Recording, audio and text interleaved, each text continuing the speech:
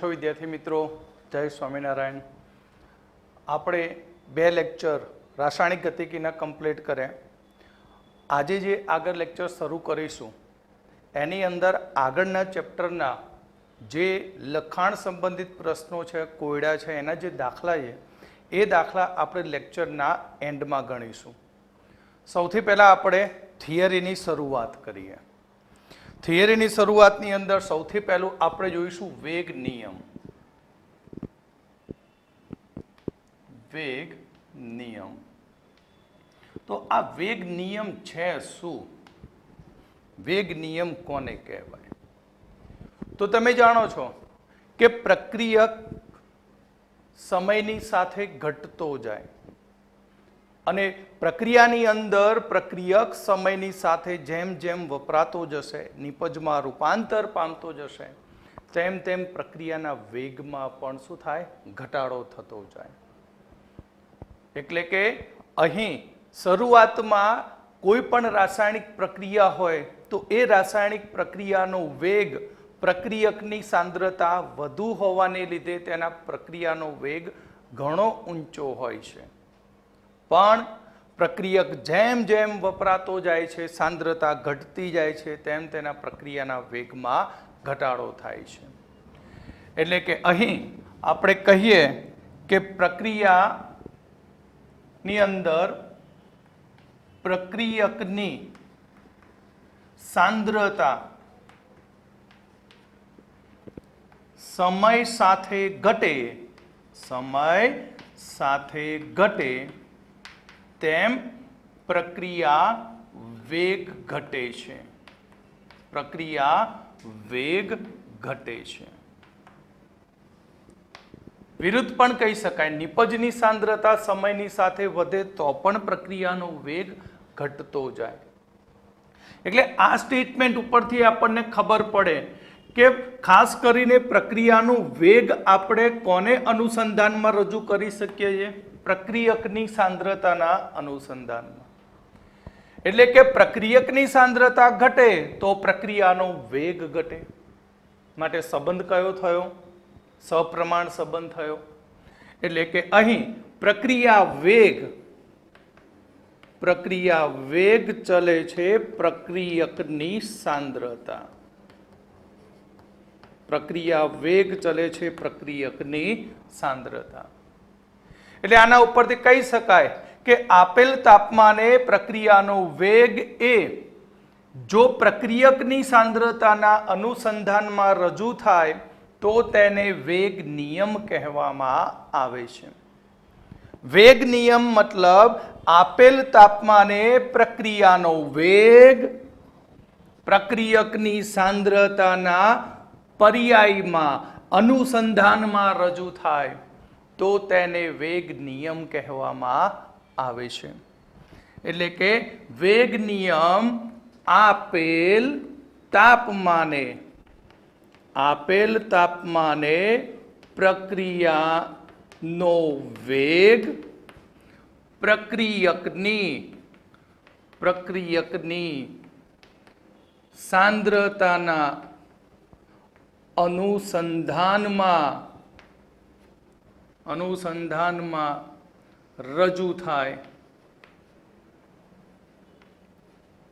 રજૂઆત થાય તેને વેગ નિયમ કહે છે. વેગ નિયમ કહે છે. તો તેને બીજું કયું? વેગ સમીકરણ કહેવાય અથવા તો તેને વેગ અભિવ્યક્તિ પણ કહેવામાં આવે છે. વેગ નિયમને કહેવામાં આવશે વેગ સમીકરણ અથવા વેગ અભિવ્યક્તિ પણ કહેવામાં આવે છે. અભિવ્યક્તિ કહે છે. તો અહીં આના પરથી આપણે કહીએ કે પ્રક્રિયા વેગ બરાબર કે ઇન્ટુ પ્રક્રિયકની સાંદ્રતા. અને પ્રક્રિયકની સાંદ્રતાનો ઘાતાંક કોઈ પણ હોઈ શકે. આ નિયમ એ આપણે આગળ ભણી ગયા છીએ સક્રિય જથ્થાનો નિયમ, એ પ્રમાણે જ આ નિયમ છે. તો આને આપણે કહીએ છીએ વેગ નિયમ. તો હવે આપણે વિકલન વેગ સમીકરણ વિશે ભણીશું. એટલે કે વેગ સમીકરણ અથવા તો વેગ અભિવ્યક્તિ. તો અહીં વિકલનીય વેગ સમીકરણ અથવા વેગ અભિવ્યક્તિ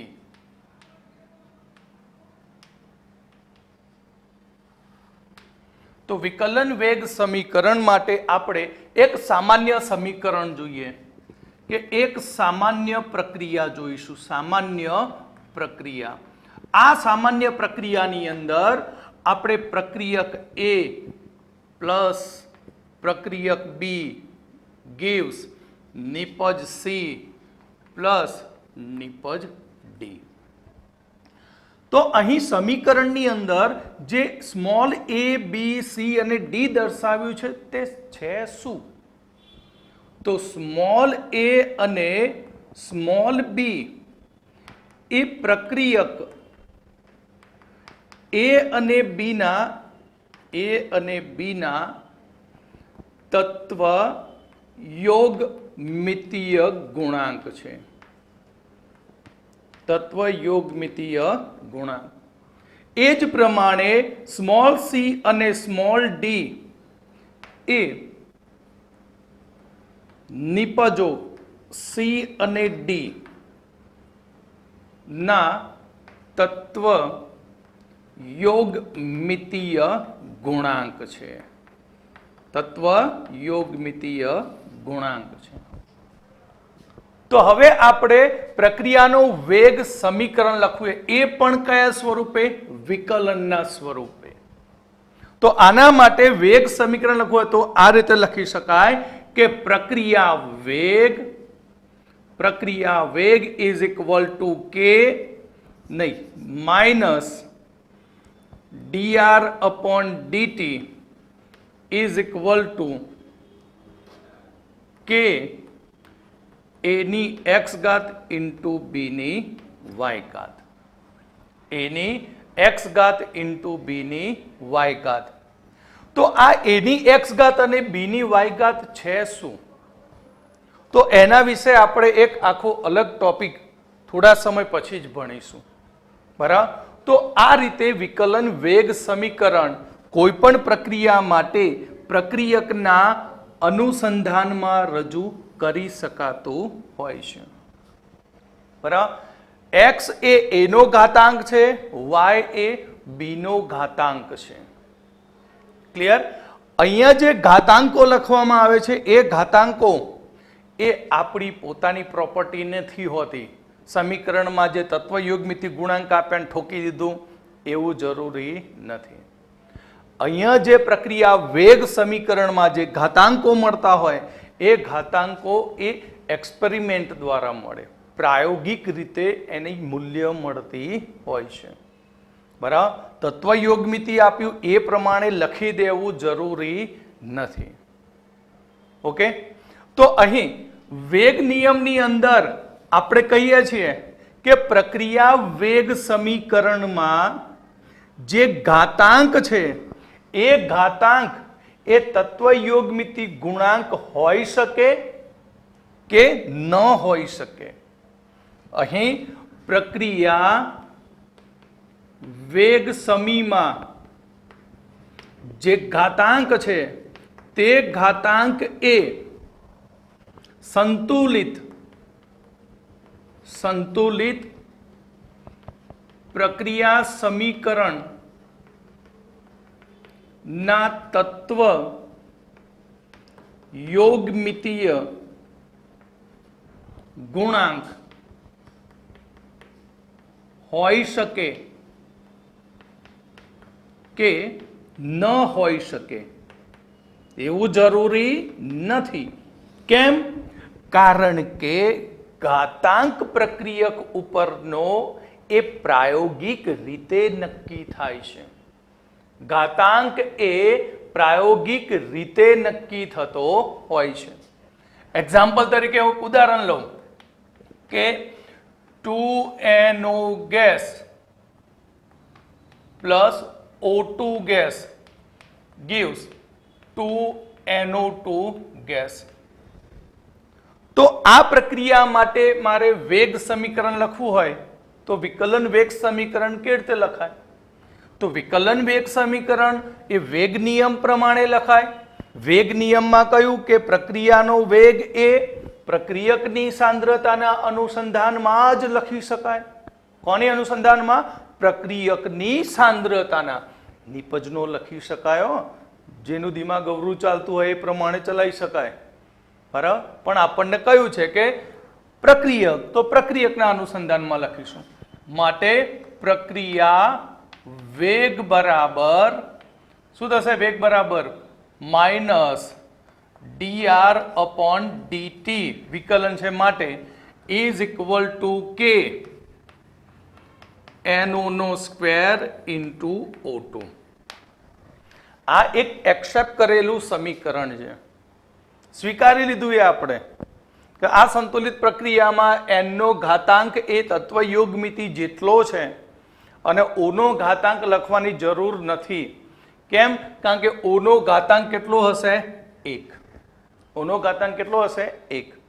એટલે અહીં આપણે લખી દઈએ નોંધ કે નોંધ વેગ સમીકરણમાં પ્રક્રિયા વેગ સમીકરણમાં ઘાતાંક એ પ્રાયોગિક રીતે નક્કી થાય છે. પ્રાયોગિક રીતે નક્કી થાય છે. તે સૈદ્ધાંતિક નથી હોતા. તત્વયોગમિતિ ગુણાંક હોય તેટલા હોય તેવું જરૂરી નથી. આવા કેટલાક પ્રાયોગિક પુરાવા મળે છે અને એ પ્રાયોગિક પુરાવાની અંદર વેગ સમીકરણ જોઈશું ને તો આપણને કંઈક અલગ જ દુનિયા દેખાશે કે સાલું આને એક તત્વયુગ્મિતિ ગુણાંક હતો પણ ઘાતાંક તો 1/2 લખ્યો. કેમ લખ્યો? કારણ કે એ પ્રાયોગિક રીતે એ નક્કી થયેલું છે. તો આપણે હવે આના આધારિત કેટલાક પ્રાયોગિક પરિણામો જોઈએ. ઓકે,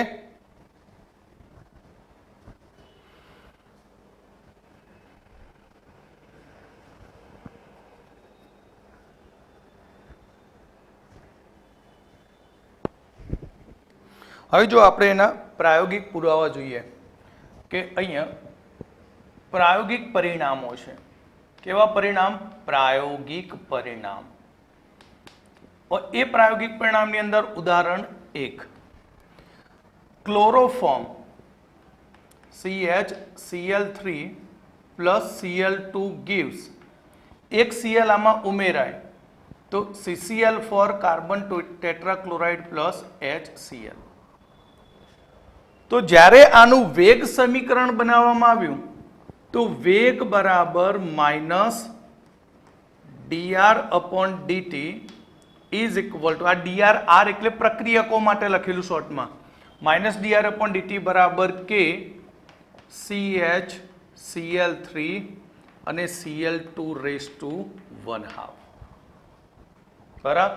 અહીંયા જુઓ તત્વયોગમિતિ ગુણાંક 1 છે, આનો પણ 1 છે, પણ Cl નો તત્વયુગ્મિતિ ગુણાંક અહીંયા 1 લખાયો નહીં.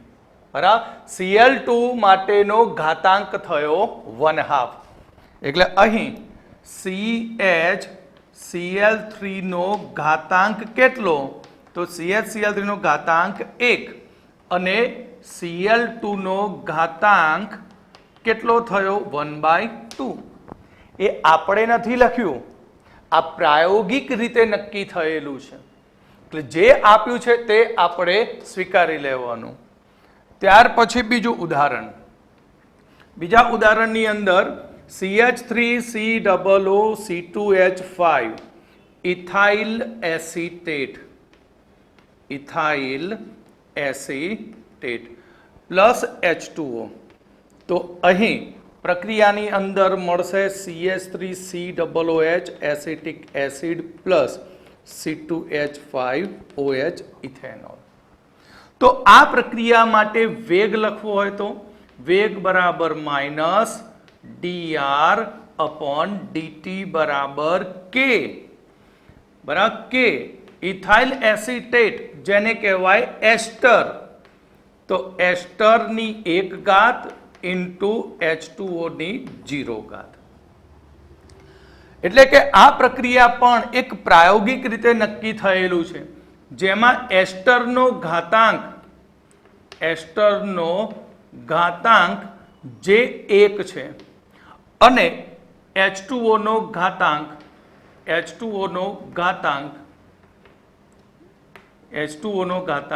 0 છે.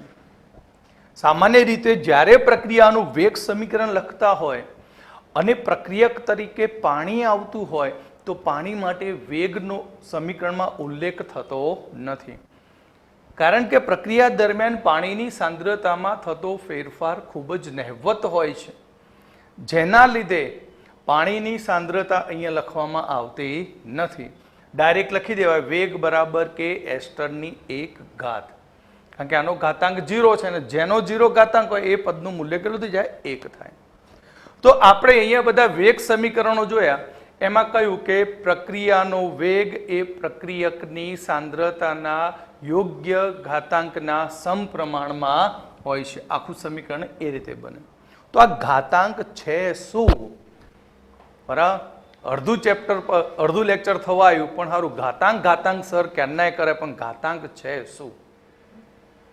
પ્રક્રિયકની સાંદ્રતાના ઘાતાંકને પ્રક્રિયા ક્રમ કહેવામાં આવે છે. પ્રક્રિયકની સાંદ્રતાના ઘાતાંકને કહેવામાં આવે છે પ્રક્રિયા ક્રમ. માટે અહીંયા આપણે નવો ટોપિક પ્રક્રિયા ક્રમ એટલે શું સમજાવો. પ્રક્રિયા ક્રમ કોને કહેવાય? પ્રક્રિયા ક્રમ એટલે કે પ્રક્રિયકની સાંદ્રતાના ઘાતાંકને પ્રક્રિયા ક્રમ કહે છે. પ્રક્રિયકની સાંદ્રતાના ઘાતાંકને કહેવાય પ્રક્રિયા ક્રમ. તો આના માટે આપણે એક સામાન્ય પ્રક્રિયા સમીકરણ લખીએ. તો સામાન્ય પ્રક્રિયા સમીકરણ આ પ્રમાણે થશે કે અહીં સ્મોલ a પ્રક્રિયક plus small b capital B gives small c capital C small d capital D. આગળ કહ્યું તે પ્રમાણે a અને b જે પ્રક્રિયકો a અને b ના તત્વ યોગ મિતીય ગુણાંક છે, જ્યારે CD નિપજો C અને D ના તત્વ યોગ મિતીય ગુણાંક છે. તો અહીં આનું વેગ સમીકરણ શું બને? તો વેગ સમીકરણ આપણે બનાવ્યું હતું કે વેગ બરાબર કે, હવે dr ઉપર નહીં લખતો, વેગ બરાબર કે a ની x ઘાત ઇન્ટુ b ની y ઘાત. તો જ્યાં x અને y જે પ્રક્રિયકની સાંદ્રતાના ઘાતાંક છે, જેને કહીએ છીએ પ્રક્રિયા ક્રમ, તો અહીં x એ એનો પ્રક્રિયાક્રમ છે, એનો પ્રક્રિયાક્રમ, y એ બીનો પ્રક્રિયાક્રમ છે. અને જ્યારે x અને y બંનેનો સરવાળો કરીએ તો તેને કુલ પ્રક્રિયાક્રમ કહેવામાં આવે છે. તો કુલ પ્રક્રિયાક્રમ એટલે કે પ્રક્રિયકની સાંદ્રતાના ઘાતાંકોનો સરવાળો. માટે x પ્લસ વાય. તો x પ્લસ વાય એને કહેવાય કુલ પ્રક્રિયાક્રમ, n વડે દર્શાવાય. બરાબર, પ્રક્રિયાક્રમ એટલે કે કુલ પ્રક્રિયાક્રમ પ્રક્રિયકોની સાંદ્રતાના ઘાતાંકના ઘાતાંકોનો સરવાળો, જેને આપણે કહીએ છીએ કુલ પ્રક્રિયા ક્રમ કહીએ છીએ. પ્રક્રિયાક્રમ આગળ પણ કહ્યું કે ઘાતાંક જે છે એ એક્સપેરિમેન્ટ નક્કી થાય પ્રાયોગિક રીતે. એક્સ અને વાયની કિંમત તત્વયોગમિતિ ગુણાંક જેટલી હોઈ શકે કે ન હોઈ શકે. ક્લિયર? એટલે અહીં આપણે કહી શકીએ કે પ્રક્રિયાક્રમ ને તત્વયોગમિતીય ગુણાંક સાથે કોઈ સંબંધ નથી.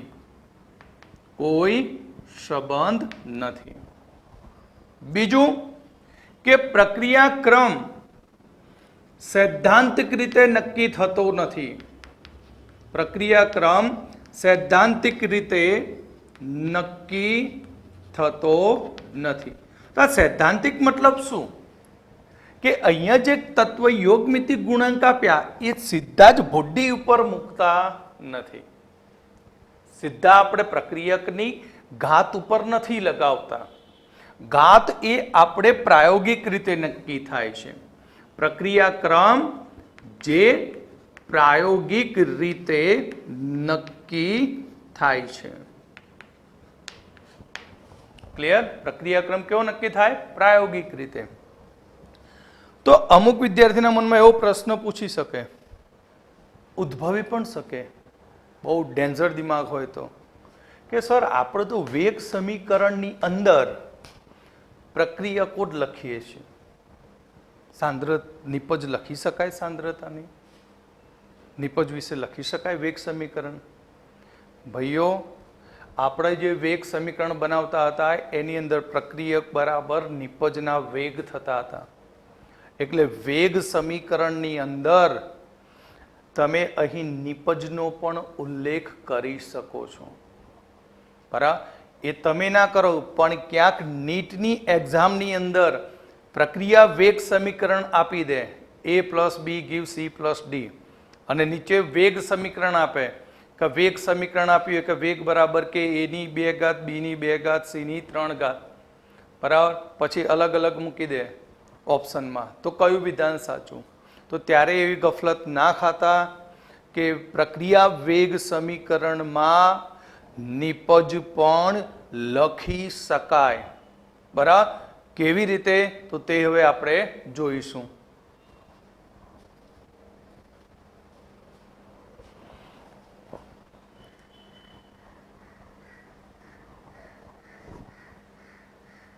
તો મેં શું કહ્યું કે પ્રક્રિયા વેગ સમીકરણમાં કદાચ નિપજ પણ હોઈ શકે.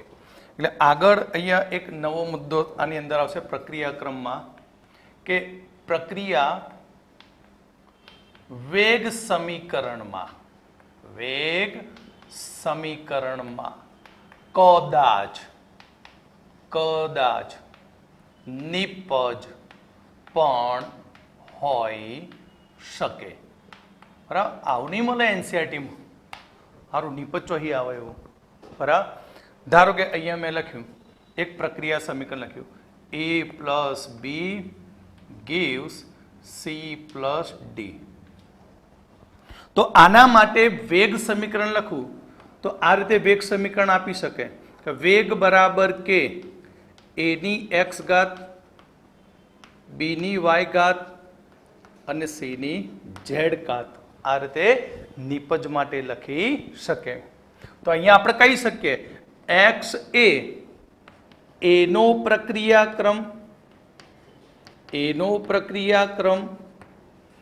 y એ b નો પ્રક્રિયાક્રમ,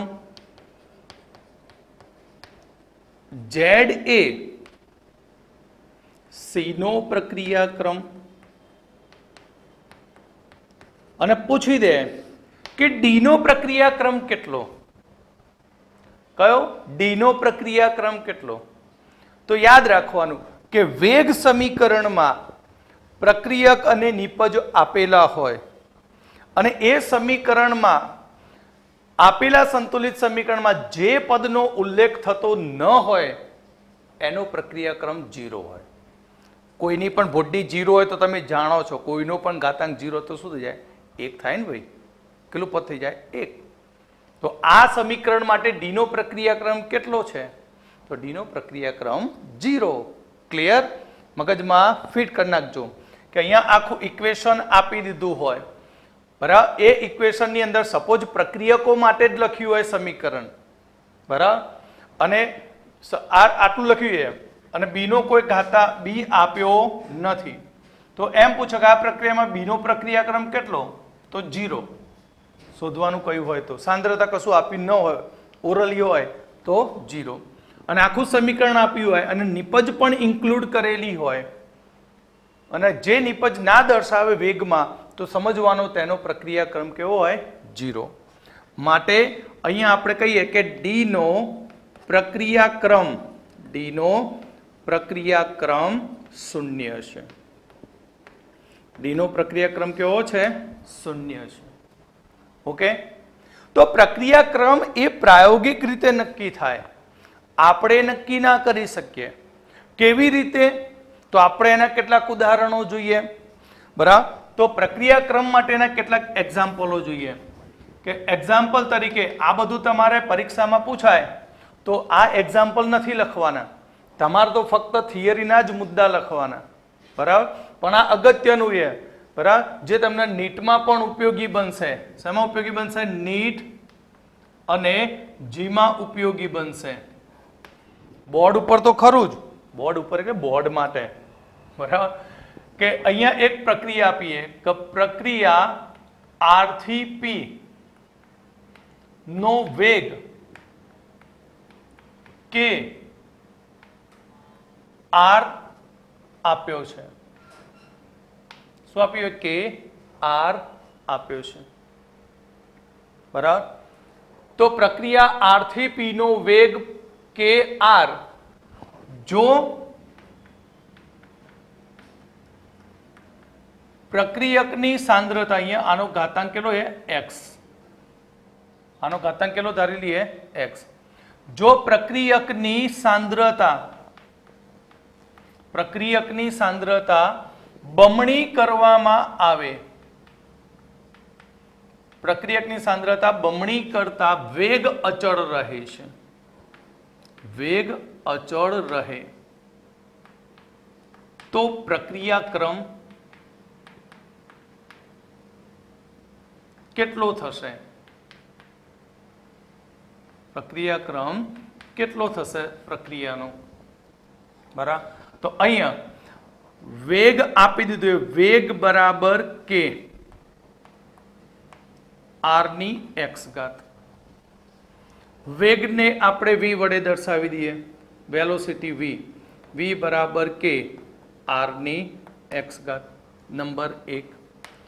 હવે તેની સાંદ્રતા બમણી કરતા વેગ બદલાતો નથી, વેગ અચળ રહે છે. એટલે આનો મતલબ કે સાંદ્રતા 2r એની x ઘાત કરી નાખો, જ્યાં x એ પ્રક્રિયાક્રમ જે આપણે ડિફાઇન કરવાનો, શોધવાનો. વેગ બદલાતો નથી, વેગ એમના એમ રહ્યો, બરાબર. તો હું આની જગ્યાએ 2 ની 0 ઘાત લખું તો કોઈ ફેર પડે? 2 ની 0 ઘાત લખવાથી કોઈ જ ફેર પડતો નથી, બરાબર. તો અહીં 20 into v બરાબર કે 2 ની x ઘાત, આ v1 અને આ v2 into r ની x ઘાત. તો આ v2 છે, માટે 20 into v2 બરાબર 2 raised to અને k r x. તો આ બંને પદોને સરખાવી દો તો બનશે x બરાબર 0. માટે પ્રક્રિયાક્રમ 0 છે. પ્રક્રિયાક્રમ કેવો છે? 0. ઓકે. આ જ પ્રમાણે બીજો એક્ઝામ્પલ આપણે જોઈએ. ભાઈ સમજણ પડે ને? બરાબર. આ જ સમીકરણમાં કહે કે જો પ્રક્રિયકની સાંદ્રતા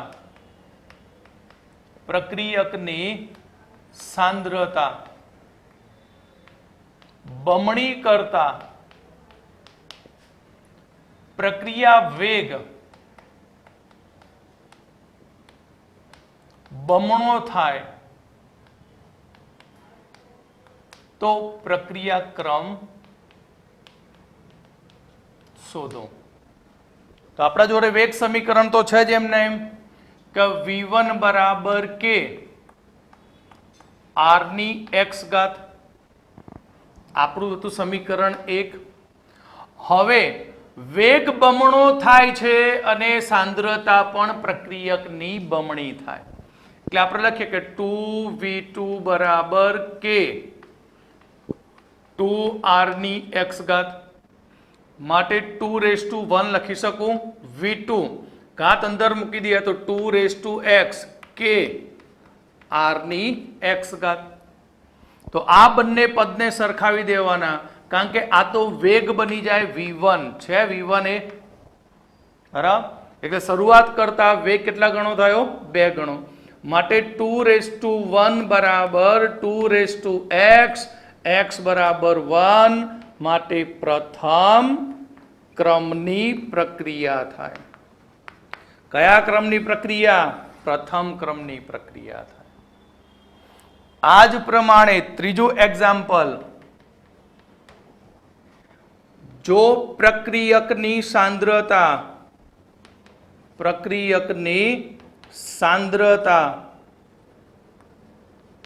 બમણી કરતા પ્રક્રિયા વેગ 4 ગણો થાય છે તો પ્રક્રિયાક્રમ. હવે તો આવડી જાય.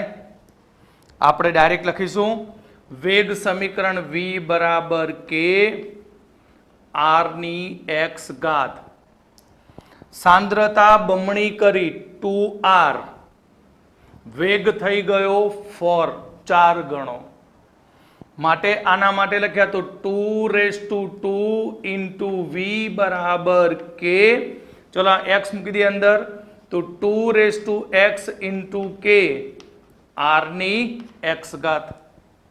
આ તો વેગ શરૂઆતનો બની ગયો, આપણા જોડે હતો તે, માટે અહીં 2⁻2 બરાબર 2⁻x, માટે x બરાબર 2, તો પ્રક્રિયા થઈ દ્વિતીય ક્રમની પ્રક્રિયા.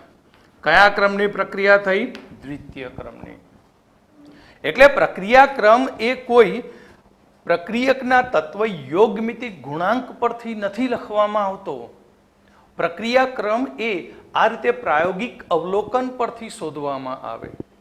અને પ્રક્રિયાક્રમ યાદ રાખજો, પ્રક્રિયાક્રમ 0 બરાબર પૂર્ણાંક સંખ્યા, અપૂર્ણાંક સંખ્યા હોઈ શકે. પ્રક્રિયકનો પર્સનલ ઘાતાંક નેગેટિવ હોઈ શકે, ઋણ હોઈ શકે પોતાનો પર્સનલ ઘાતાંક, પણ કુલ પ્રક્રિયાક્રમ હંમેશા પોઝિટિવ જ હોય. બરાબર, કુલ પ્રક્રિયાક્રમ હંમેશા કેવો હોય? પોઝિટિવ હોય. તો પ્રક્રિયાક્રમ અને સક્રિય જથ્થાના નિયમ વચ્ચે શું સંબંધ છે તે હવે આપણે જોઈએ.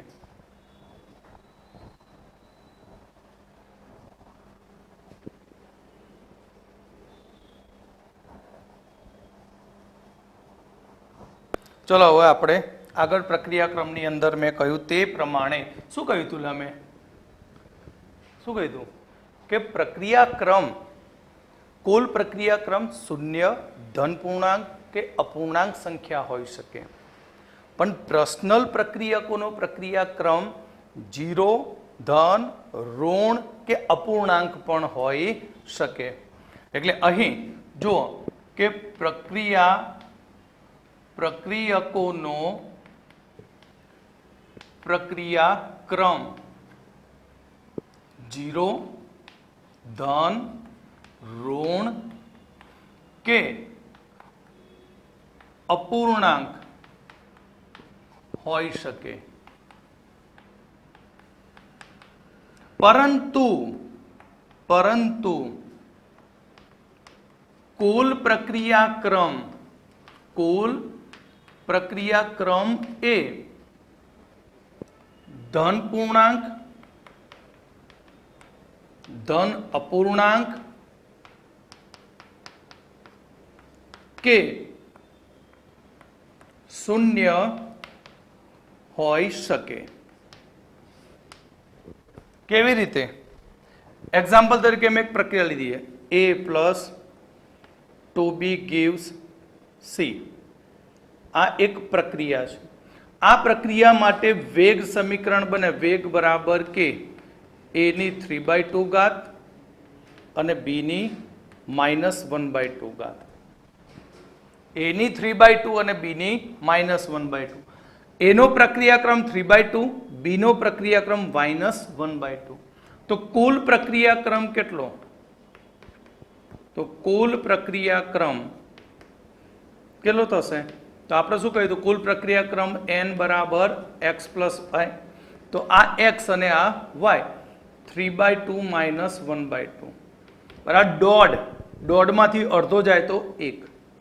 તો આખી આ પ્રક્રિયા કયા ક્રમની બની? પ્રથમ ક્રમની. પણ આન્સર કુલનો કેવો આવ્યો? પોઝિટિવ. 0 હોઈ શકે, અપૂર્ણાંક હોઈ શકે, બરાબર, પણ નેગેટિવ કુલ પ્રક્રિયાક્રમ હોઈ શકે નહીં. જો નેગેટિવ આવતું હોય તો સમજવાનું કે ક્યાંક તમારી દાખલાની ગણતરીમાં ક્યાંક ભૂલ છે. ઓકે, હવે સક્રિય જથ્થો અને પ્રક્રિયાક્રમ સાથેનો સંબંધ જોઈએ. કોના વિશે? સક્રિય જથ્થાનો નિયમ અને પ્રક્રિયાક્રમ. તો સક્રિય જથ્થાનો નિયમ જે છે એ સૈદ્ધાંતિક બાબત છે.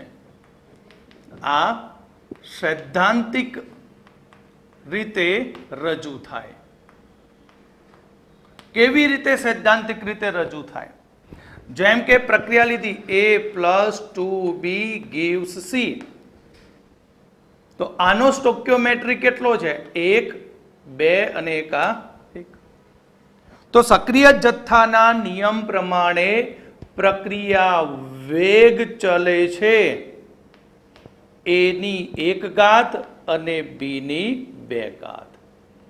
એટલે તેના તત્વ યોગમિતીય ગુણાંકના સમપ્રમાણમાં હોય છે. જ્યારે અહીં પ્રક્રિયાક્રમ એ પ્રાયોગિક રીતે રજૂ થાય છે. એમનેમ નહીં લખાતો, ડાયરેક્ટ. જેમ કે આ જ સમીકરણ માટે હું લખું તો a plus 2b gives c. Okay, તો આનો પ્રક્રિયા વેગ સમીકરણ શું બને?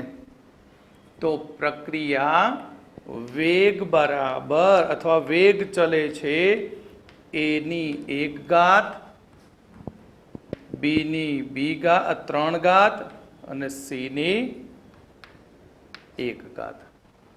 ગમે તે લખી શકું ઘાત અહીંયા. કેમ? કારણ કે આ તો કિંમતો પ્રાયોગિક રીતે આવવાની છે. પણ આ પ્રાયોગિક રીતે ના હોય, આ સ્ટોક્યોમેટ્રી ઉપર જ આધારિત હોય. એટલે આપણે અહીંયા પ્રક્રિયાક્રમ વિશે સંપૂર્ણપણે ડીપમાં અભ્યાસ કરી લીધો. બરાબર. પ્રક્રિયાક્રમ એટલે શું? પ્રક્રિયાક્રમ એટલે પ્રક્રિયકની સાંદ્રતાનો યોગ્ય ઘાતને કહેવામાં આવશે પ્રક્રિયાક્રમ કહેવામાં આવશે. પ્રક્રિયાક્રમ કુલ એ બધા જ પ્રક્રિયકોના ઘાતાંકોનો શું થાય? સરવાળો થાય. પ્રક્રિયાક્રમ એ સૈદ્ધાંતિક નથી, પ્રાયોગિક છે. પ્રક્રિયાક્રમનું મૂલ્ય અહીં શૂન્ય, ધન પૂર્ણાંક કે અપૂર્ણાંક હોઈ શકે. પ્રક્રિયકોનો ઘાતાંક નેગેટિવ પણ હોઈ શકે, પણ કુલ પ્રક્રિયાક્રમ હંમેશા પોઝિટિવ અથવા તો અપૂર્ણાંક અથવા તો 0 હોય. ઓકે, તો હવે આપણે આગળ જોઈશું પ્રક્રિયાના વેગ અચળાંક વિશે.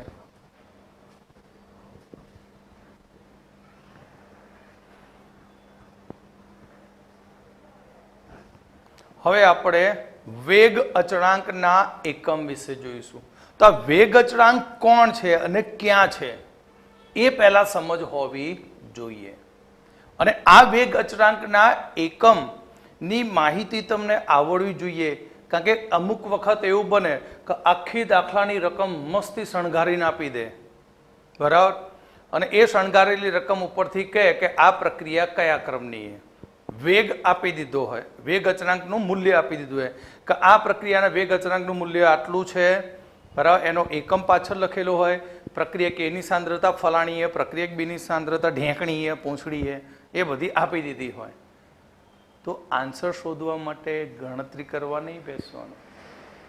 આખો પ્રક્રિયાનો કુલ કેટલો ક્રમ હશે એના વેગ અચળાંકના એકમ પરથી ડાયરેક્ટ આપવાનો.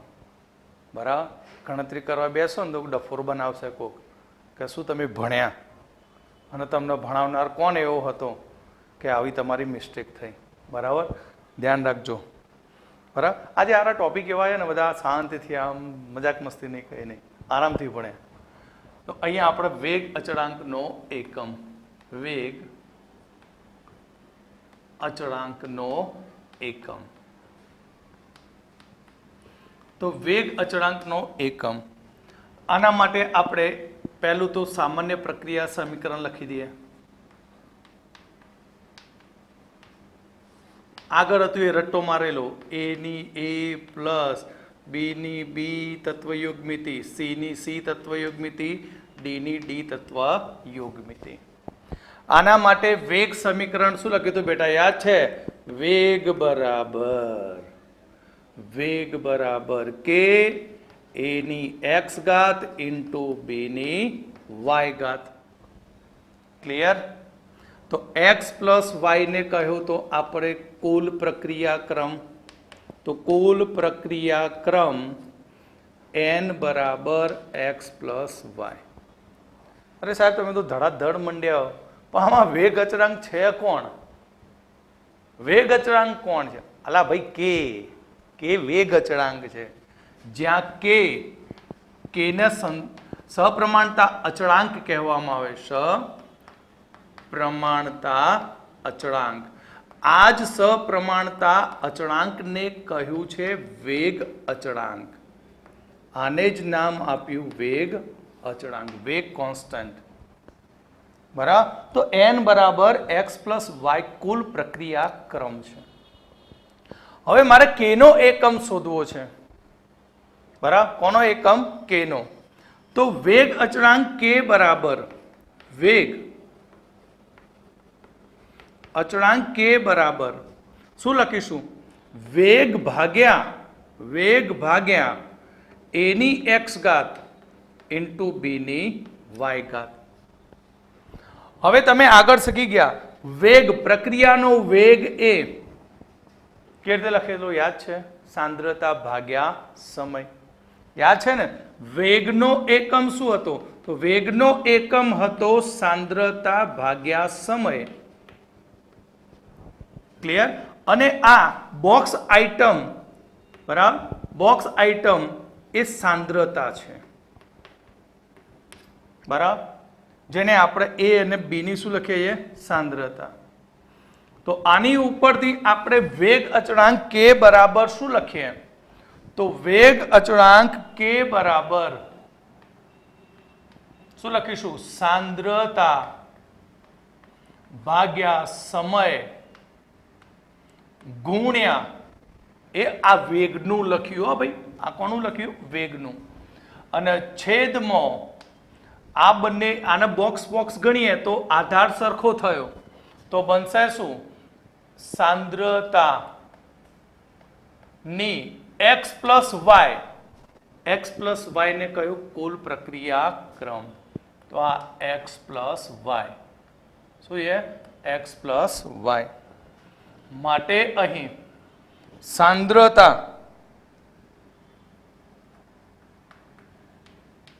છેદમાં સમય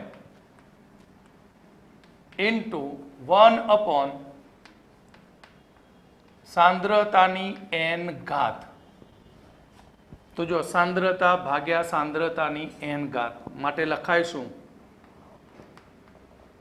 સાંદ્રતા રેઝ ટુ 1 માઇનસ n અને નેચર છેદમાં સમય ઇન્વર્સ. હવે તમે જાણો છો કે સાંદ્રતાનો SI એકમ, સાંદ્રતાનો SI એકમ કયો છે? Mall litre inverse. કયો એકમ છે? Mall litre inverse. અને સમયનો એસઆઈ એકમ, સમયનો એસઆઈ એકમ જે છે સેકન્ડ ઇનવર્સ. તો હવે આ બંને કિંમતો અહીંયા મૂકી દઈએ તો આપણને મળશે વેગ અચળાંકનો એકમ, વેગ અચળાંક કે નો એકમ. તો વેગ અચળાંક કે નો એકમ શું? તો અહીં mole litre inverse raise to 1 minus n second inverse. બરાબર, આ થયું વેગ અચળાંક કે નો એકમ. જ્યાં n એટલે શું? n એટલે કુલ પ્રક્રિયા ક્રમ. તો તમે અહીં n ની જુદી જુદી કિંમતો મૂકતા જાઓ તો તમને જુદા જુદા પ્રક્રિયા ક્રમ માટે વેગ અચળાંકનો શું મળતો જાય? એકમ. ધ્યાનથી સાંભળો, n એ પ્રક્રિયા ક્રમ છે. n પ્રક્રિયા ક્રમની કિંમતો અહીંયા મૂકતા જઈએ તો દરેક પ્રક્રિયા ક્રમ માટે આપણને વેગ અચળાંકનો શું મળતો જશે? એકમ. ક્લિયર? શું મળતો જશે? એકમ. તો જુદી જુદી પ્રક્રિયા ક્રમ માટે વેગ અચળાંકના એકમો કયા કયા હશે તેના વિશે હવે આપણે અભ્યાસ કરીશું. ઓકે,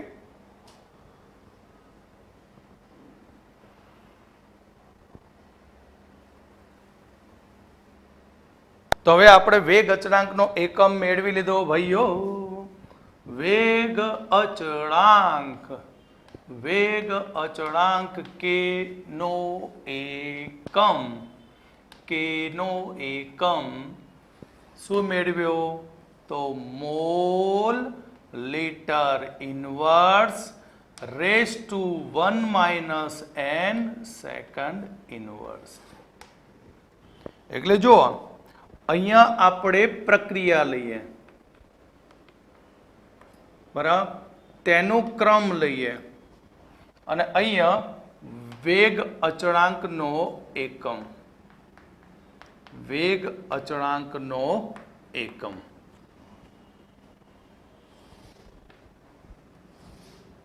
તો પહેલું શૂન્ય ક્રમની પ્રક્રિયા.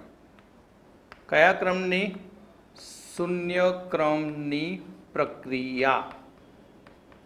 એટલે n ક્રમ બરાબર 0. n બરાબર 0 મૂકી દઈએ તો ઘાત કેટલી થઈ ગઈ? એક જ. ઘાત કેટલી થઈ આની? 1. તો 1 વડે અંદર બધાને ઘાતમાં ગુણી નાખીએ તો એકમ મોલ લીટર ઇનવર્સ અને સેકન્ડ ઇનવર્સ. આ થયો આપણો શૂન્ય ક્રમની પ્રક્રિયાના વેગ અચળાંકનો એકમ. હવે આપણે પ્રથમ ક્રમની પ્રક્રિયા લઈએ.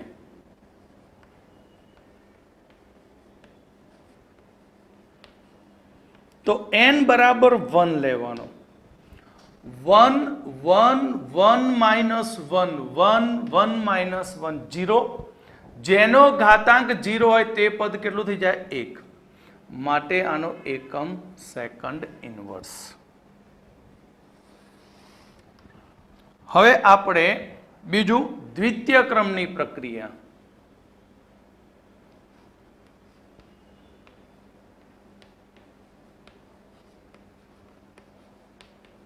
તો n બરાબર 2, n બરાબર 2 લઈએ. તો ચલો n બરાબર 2 મૂક્યા તો -1 ઘાત આવી. -1 ઘાત મોલની -1 બને, પણ લીટરની -1 +1 માટે એકમ આનો શું થશે? Mall -1 litre second inverse. આ જ પ્રમાણે તૃતીય ક્રમ. કયા ક્રમની પ્રક્રિયા? તૃતીય ક્રમની.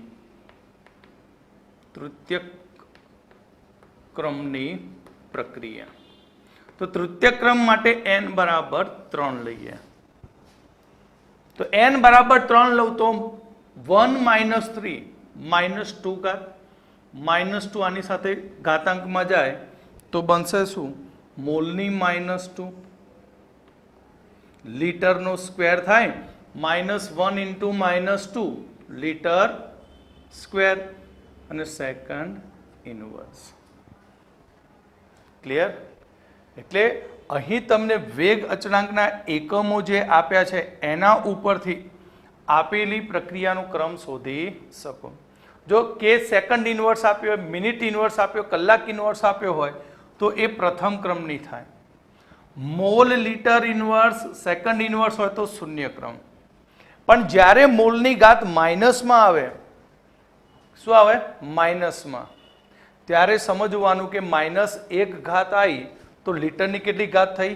1. તો તમારે શેમાં ઉમેરવાનું? 1 લીટરમાં ઉમેરી દેવાનું. બરાબર? આ લીટરની 1 ઘાત છે, 1 માં 1 ઉમેર્યું તો કેટલા થાય? લીટરનો સ્ક્વેર થયો. માટે પ્રક્રિયા કયા ક્રમની? દ્વિતીય ક્રમની. શોર્ટ ટ્રીક યાદ રાખજો. બરાબર? લીટર સ્ક્વેર છે તો લીટરમાં 1 ઉમેરી દો તો કયો ક્રમ થઈ ગયો? ત્રીજો ક્રમ. પણ શું આપેલું જોઈએ? વેગ અચળાંક કેના એકમો. કોના એકમો? કેના. ક્લિયર? સમજણ પડી? તો આપણે શું ટ્રીક વાપરી? તો પ્રક્રિયા ક્રમ શોધવા માટે વેગ અચળાંક આપ્યો હોય તો લીટરના ઘાતાંકમાં 1 ઉમેરો. લીટરના ઘાતાંકમાં 1 ઉમેરી દો એટલે આપણને મળે કુલ પ્રક્રિયા ક્રમ. તો n ક્રમની પ્રક્રિયા માટે એકમ શું? તો n ક્રમની પ્રક્રિયા માટે n જ પ્રક્રિયા ક્રમ, એના એ જ શું બને? Mole litre inverse raise to 1 minus n second inverse. Okay, તો આ હતો આપણો પ્રક્રિયાનો વેગ અચળાંક અને તેના એકમો. અને વેગ અચળાંક પરથી આ રીતે આની ઉપરથી શું બનતા હોય? MCQ બનતા હોય, જે તમારે નીટમાં પણ ઉપયોગી બને, જીમાં પણ ઉપયોગી બનતો હોય અને ગુજસેટમાં પણ ઉપયોગી બને છે. ઓકે,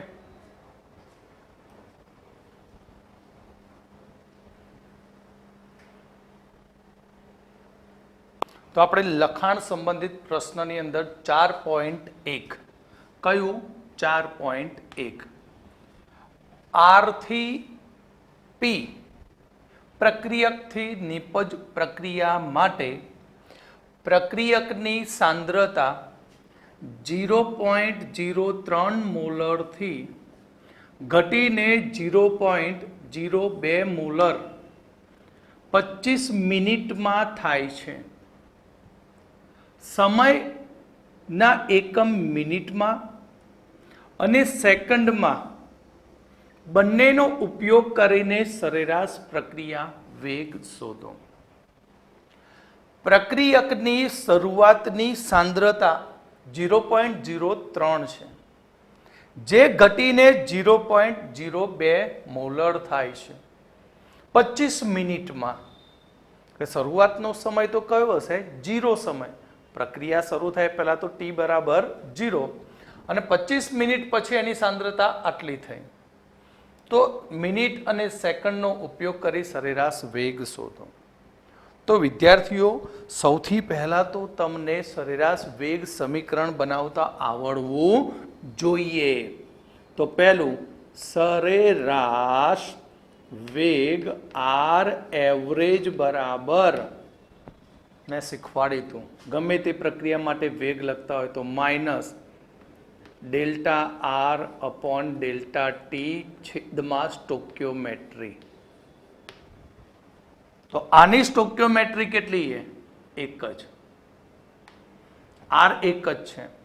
તો સૌથી પહેલા આરનો વપરાવાનો વેગ શોધી નાખીએ.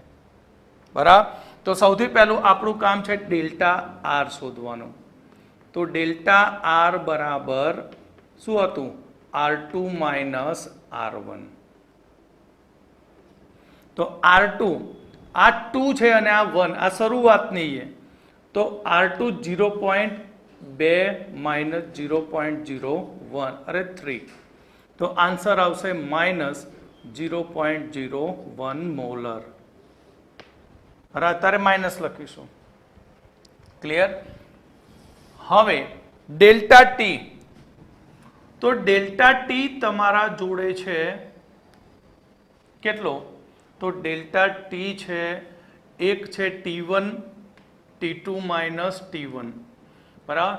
તો 25 માઇનસ 0, તો 25 મિનિટમાં, બરાબર? એક વખત આ રીતે મિનિટમાં શોધવાનું. હવે ફરીથી ડેલ્ટા ટી જે આપણે સેકન્ડમાં લેવાનો છે, તો 25 ગુણ્યા 60 સેકન્ડ, કારણ કે એક મિનિટમાં 60 સેકન્ડ હોય. ક્લિયર? હવે સ્ટોક્યોમેટ્રી એક છે એટલે હવે કોઈ આપણા જોડે માથાકૂટ નથી. તો સૌથી પહેલું નંબર 1, મિનિટ એકમમાં,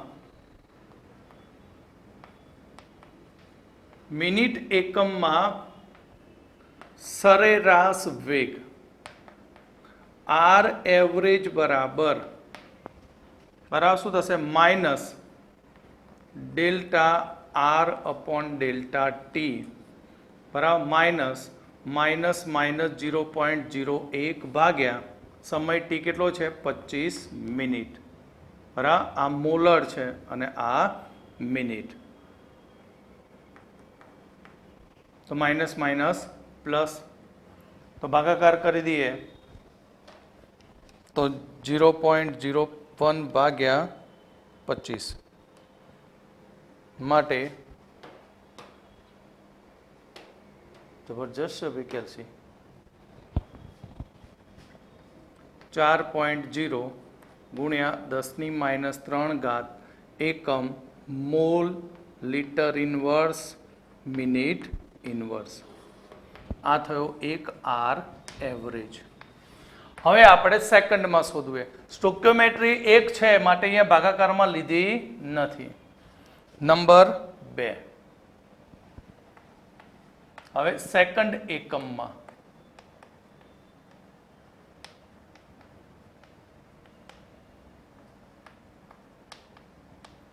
સરેરાશ વેગ આર એવરેજ,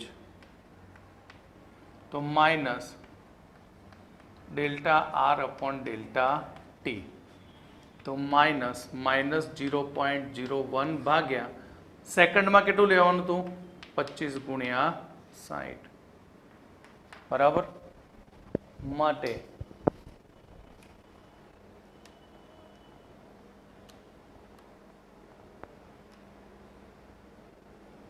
બાપ રે બાપ, અલ્ટી ખતરનાક છે ભાઈઓ. આ દેખાતા જ નહીં આંકડા ઉપરના નીચેના.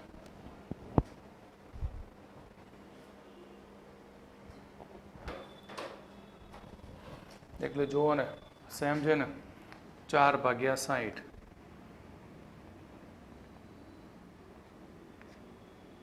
ચોક 24 ને 0.0,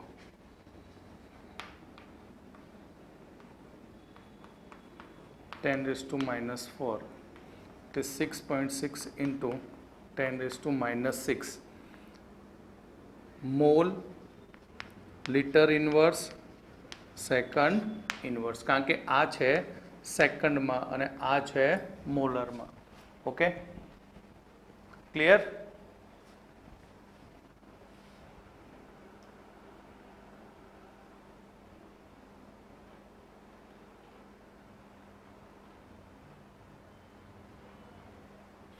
તો અહીંયા લખાણ સંબંધિતની અંદર આપણે 4.2 પ્રક્રિયા 2A gives નિપજ. એની સાંદ્રતા 10 મિનિટમાં 0.5 મોલ લીટર ઇન્વર્સ થી ઘટીને 0.4 મોલ લીટર ઇન્વર્સ થાય છે. તો આ ગાળા દરમિયાનનો વેગ શોધો.